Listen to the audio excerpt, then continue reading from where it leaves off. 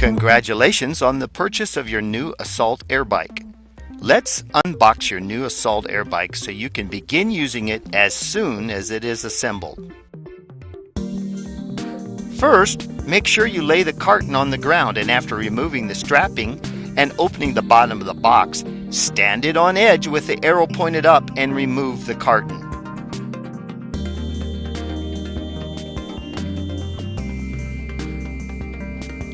You will notice that the parts are wrapped in plastic and protected in styrofoam. Begin to remove the wrapping and notice that some parts are embedded in the styrofoam, so don't accidentally throw them away.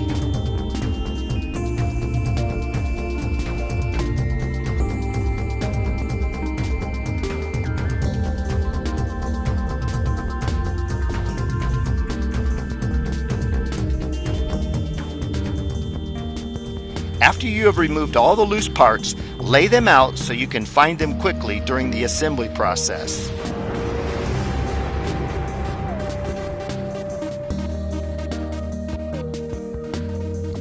In the small parts bag, which includes the nuts, washers, and screws, there are two tools provided for assembling your Assault bike: the hex wrench and the flat multi-purpose wrench screwdriver. The first step in the assembly is to remove the red transport tube and the nuts and screws. Next, slide the transport tube under the front of the frame for balance as you install the front stabilizer.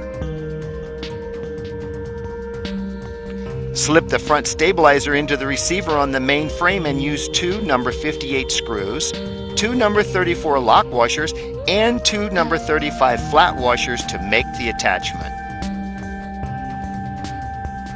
Use the hex wrench to tighten the screws to secure the front stabilizer bar.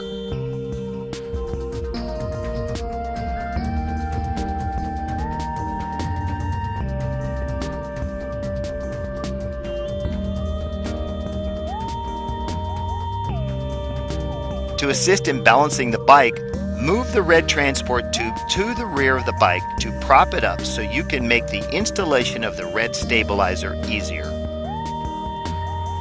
Use two number 58 screws, two number 34 lock washers, and two number 35 flat washers to attach the rear stabilizer to the receiver on the main frame, and tighten the screws using the hex wrench. You now can discard the red transport tube and the screws that came with it. Now, locate the speed sensor wire and remove the twisty to uncoil the wire. Inspect it to make sure it isn't damaged before threading it up through the console mast. Make sure the speed sensor wire isn't pinched between the frame and the mast as you use two number 58 screws, two number 34 lock washers, and two number 35 flat washers to install the console mast on top of the frame. Use the hex wrench on the screws, making sure the console mast is secured.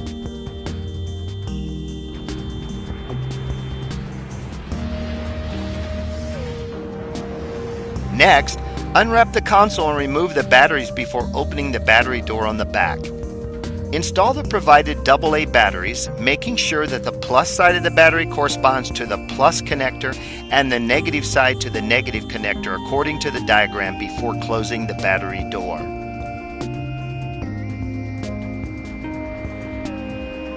Using the multi-purpose wrench screwdriver, remove the four Phillips screws from the back of the electronic computer console. Next, plug the speed sensor wires together and make sure they are completely pressed into place. Then feed the excess wire down inside the computer mast. Use the four Phillips screws removed from the back of the console to affix the console to the console mast. Don't pinch the speed cable as you install the console. Now you're ready for the handlebar assemblies. Remove the protective foam from the left and right side of the bike that is securing the pedal support tubes. Starting on the left side, locate the left handlebar assembly and install it, rotating the peg clockwise. Make sure the peg is being threaded on straight so you don't cross-thread it.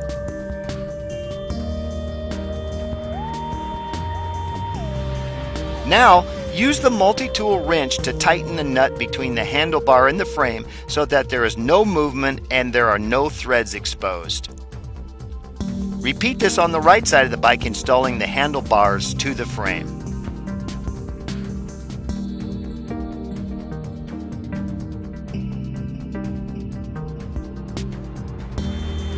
Now, find 2 number 37 pivot pins, 4 number 84 washers, and 2 number 85 lock nuts, which will be used to install the linkage arms to the handlebar bottom ends. Using 1 number 37 pivot pin and 1 number 84 washer, insert into the handlebar toward the frame. Next, attach the linkage arm to the pivot pin, then, using a number 84 washer and a number 85 lock nut, complete the attachment process. Use both the multi-tool and the hex wrench to tighten the pivot pin and the lock nut. Make sure there is no extra play in the movement of the linkage. Repeat this step for the right side of the bike to install the linkage.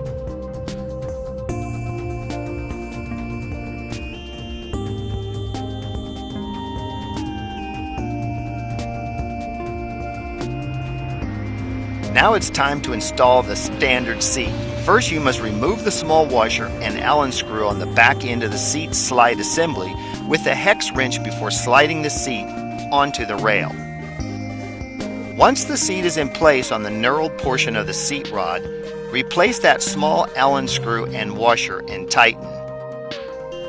Next, using the multi-tool, tighten the seat nuts, making sure that the seat is level and is on the knurled portion of the seat rail. Don't forget, tighten the nuts on both sides of the seat evenly so that there is no unwanted movement. Finally, install the pedals. They will have a L and R sticker which match the L and R stickers on the crank arms. Don't forget, the left side will be a reverse thread, so you will thread it counterclockwise. Make sure you tighten the pedal using the multi-tool. Install the right pedal onto the right crank arm and tighten with your multi-tool. Remember, the right pedal is threaded normally.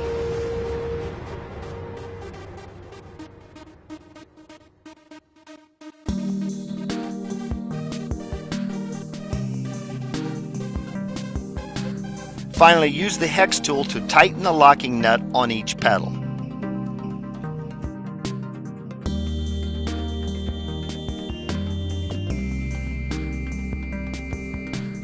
Before using the Assault AirBike, loosen the pop pin on the seat post to adjust the post to the proper height. You may also adjust the seat slide fore and aft for comfort. A detailed manual is included. Don't forget to read it. There is a schematic on how to assemble the bike. Other information is included, such as programming the console and additional safety tips. There are 3 optional products available: the oversized seat for additional cushion and comfort, the windscreen which limits the amount of air blowing back toward you as you pedal,